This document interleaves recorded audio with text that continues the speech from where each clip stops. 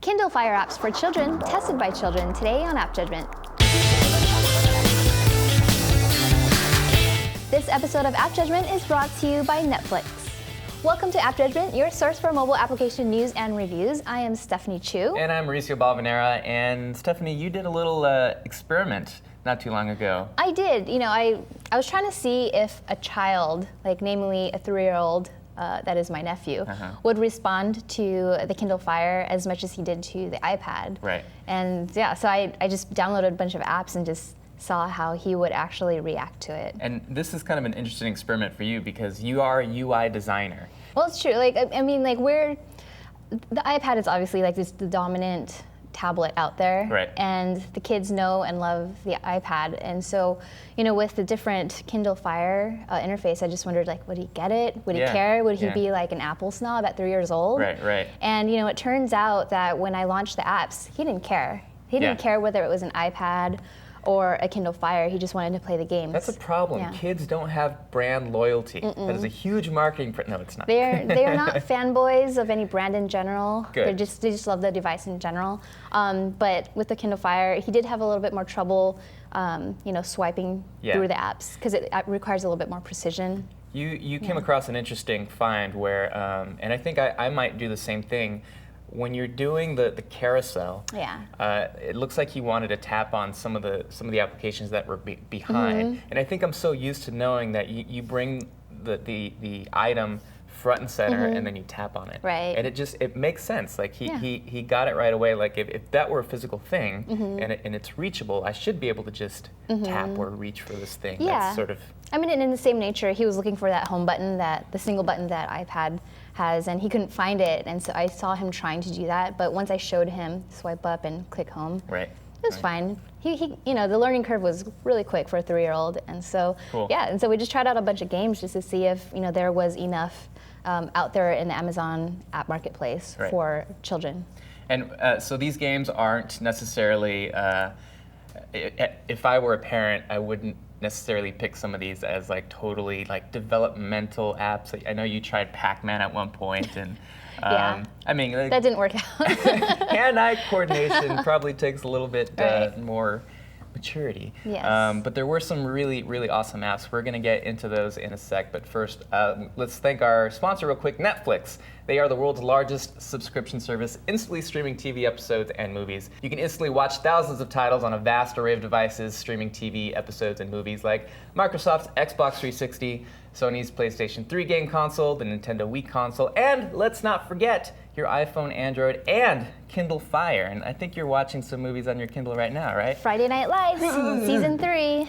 So they're all available on here, huh? Yep. Okay, cool.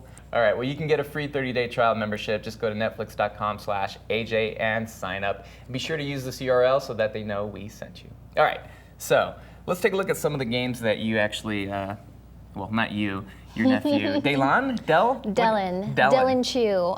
He tried out the first game called Kids Match 'Em. Okay. And this is a concentration game. You essentially go in and play the app, and it's that same game we all played as kids where you flip over the cards and you try to match two of the pictures based on memory. And on this app, there's 12 cards, and you just go through, tap, tap, tap, tap, match them all. Right. And Jesus, Dylan has a fantastic memory. He does, but he just loved this game, as simple as it is. Kids love it, and this just emulates, the things that we used to play with when we didn't have tablets. Right. So the UI totally makes sense. Looks like he got it right away based on the video that you shot. You simply tap on the cards. I don't think you can really get any simpler than that. We also played with Whack-A-Moles, and this isn't necessarily a learning game, but it's just darn fun. Yeah. Like I used to go to Circus to play this game. You just really just whack them as fast as you can, and there's just something just addicting about trying to beat this game with speed. And with the tablets, you can just press the screen and kill all those moles, and Dylan was actually very good at it, and it was fun. This is one of those games that as a parent I would say, why don't you play something a little bit more developmental? No, they just want to whack some moles. Yeah, I mean, one could say the same thing for Angry Birds. I mean, that's true. Well, that one has a little strategy. has a little bit of strategy, and it is awesome to sort of experiment with the physics. Well, we won't get into Angry Birds that much. But. Another app that's a little bit newer that just came out is My First Puzzles. Okay. And this one's $1.99, and it's pretty popular in the Kindle app marketplace. And this one is actually for younger kids, maybe 2-3 years old. Okay. And if you remember those games where you would have like all these different puzzle shapes, and you put them in a board that has a hole in it with that same shape, like they would have to figure out what shape goes where. Puzzles 101. Like. Pretty much, My first puzzle, yeah. Yeah, and they're very easy for us as adults, but for kids, this just really helps them to problem solve and. I don't know, I'm having trouble with this. It's a panda. Oh, wow. Yeah, so this one's pretty fun, and it's $1.99, and there's I think like 14 different puzzles, and they'll just keep them busy for hours, and also teach them a little bit, similarly to when we used to play games just like this. Right. Now, do you think a puzzle game like this is actually going to teach them? So what I think I learned from puzzles is boundaries and how pieces come together in a very physical manner. Right. Do you think you're going to get the same thing out of a virtual screen like this? I think so. The movements are the same. It visually looks the same. I mean, aside from holding the actual pieces. Right. But the end result, and then after you finish the game, it actually shows you where each piece went. I saw that UI thing. Yeah, it pops up and sort of spatially tells you, yeah, you got this, and here's why you got this. Right, and at the same time, they're cute animals. The kid's gonna learn all these different animals. We got, pandas, lions, bears, whatever you want. Oh my. Oh my. All right, we have one more application, and we're cheating. This is actually an iPad app up next. What game was this?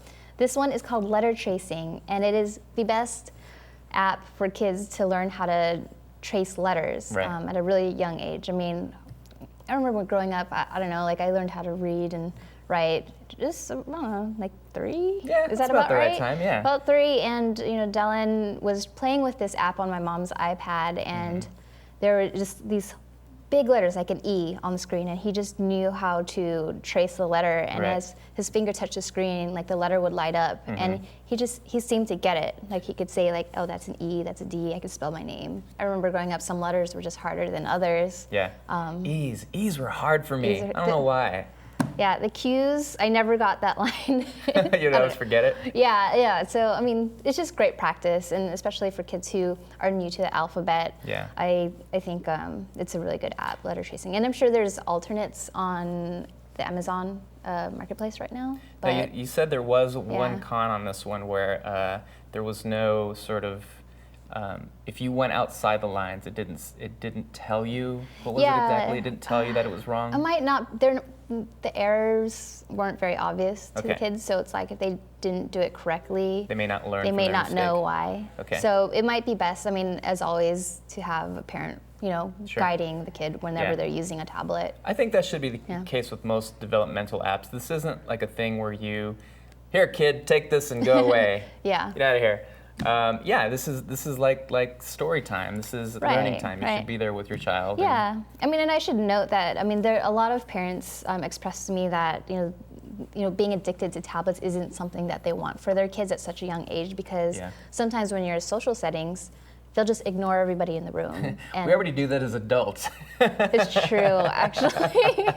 Especially like us going to lunch in a group. Don't have lunch with us. We're all on our iPhones. Don't do it. But with kids, it's even worse, because it's like they haven't learned, like the manners of the social settings yet, and they're just zoning in on the tablet. Sure, and so, if you can show them some guidance on proper manners when they do use the tablet, there's just so many apps out there that actually can help them learn versus just wasting their time. I mean, like with little whack-a-moles is. Whack. No, they're all good. But you can have a good balance of education and fun. Absolutely. All right, awesome. These are all good apps, kid-tested, kid-approved, and Chew-approved. Yes. All right. Let us know what you think. Email us at appjudgment@revision3.com. We'd love to hear some of your experiences with some of these developmental apps, especially developmental apps. These are kind of apps that I think matter. Yes. More than a lot of other things out there. Let us know. Hit us up on Twitter, Facebook, YouTube, and we'll see you guys tomorrow at Macworld. See you guys.